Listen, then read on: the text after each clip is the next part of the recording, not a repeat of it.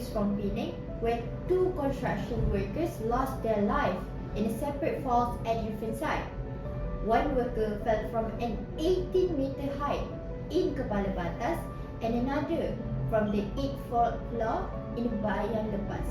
Following this incident, the Department of Occupational Safety and Health (DOSH) has stepped in, issuing stop work orders and reminding employers to assess risk and strengthen safety measures.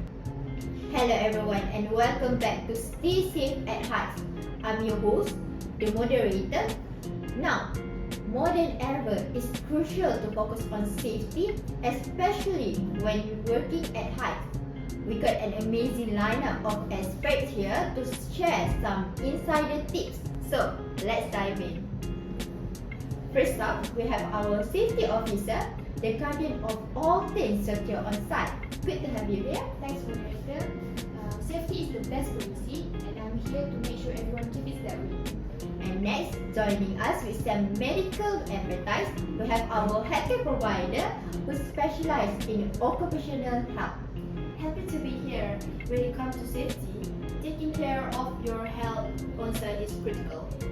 And finally, we joined by the worker advocate, the champion of safe working practice and fair treatment to our crew on the ground and in the air. Hey everyone, can't wait to dig into some of the key issues that workers face when they're working at height. Alright, let's get started. First topic, physical hazard. When it comes to ladders or elevated platforms, there are often slippery surfaces that can lead to falls. So what's the best way to manage that, safety officer? Sure thing.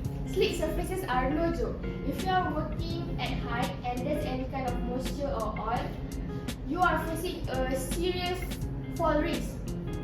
The first step, check for any slippery areas and give them a quick cleanup before you get started. Wait, and don't forget about those non-slip shoes. I see so many workers skipping that simple step. It's such a small thing that make a big difference. Exactly.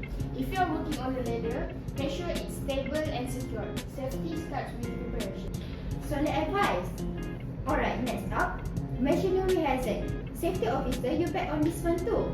Tell us about guardrail. Absolutely. Guardrails are one of the most critical safety features on scaffolding and elevated platforms. If they are loose or missing, you are looking at a big fall risk.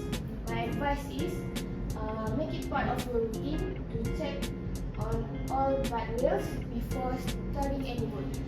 That's right, safety officer. And if someone does fall, it can lead injuries to long-term consequences. So taking those few extra minutes to check guardrail is worth it. And if you're a worker, don't let anyone pressure you to start work if the guardrails are insecure. It's your right to speak up for a safety environment. Couldn't agree more.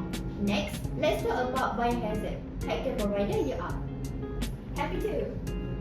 Biohazard might not to be top of mind for everyone, but they are definitely something to watch out for, especially if you are working on outdoor elevated walkways. Mold or algae can grow on the surface, especially if it's damp, making them super slippery and also releasing spores that can cause respiratory issues.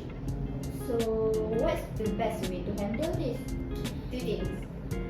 Regular cleaning and using anti-slip coatings. And if you're the one doing the cleaning, wear a protective mask to avoid breathing in those spores. Right, and though you know it, if you see algae or mold, even a small amount can be a big hazard. Good advice. Okay, last but not least, ergonomic hazard. This one for our worker advocates. What should people working at height know about overreaching? Oh, it's a big one. Overreaching is when someone leans too far to get to something instead of repositioning. At height, it can easily throw you off balance, especially on narrow scaffolding. Exactly. And sometimes people don't even realize that they are doing it. Just a little lean too far, and you are suddenly way off balance. The simple fix: use two with an extended reach. And if you still can't get to the area, move yourself instead of stretching. Better safe than sorry. Fantastic tips for everyone. Now, let's do a quick recap so our listener can take this safety practice back to the work with them.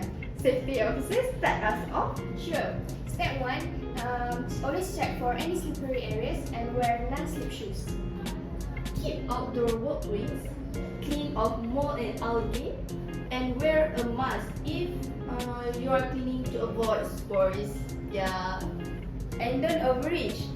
Position yourself properly and use extended tools instead of stretching.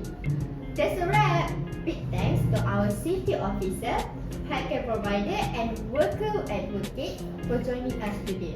And to all of you for listening to Stay Safe at Heart. Remember, safety doesn't happen by accident. Take care out there, and we see you next time.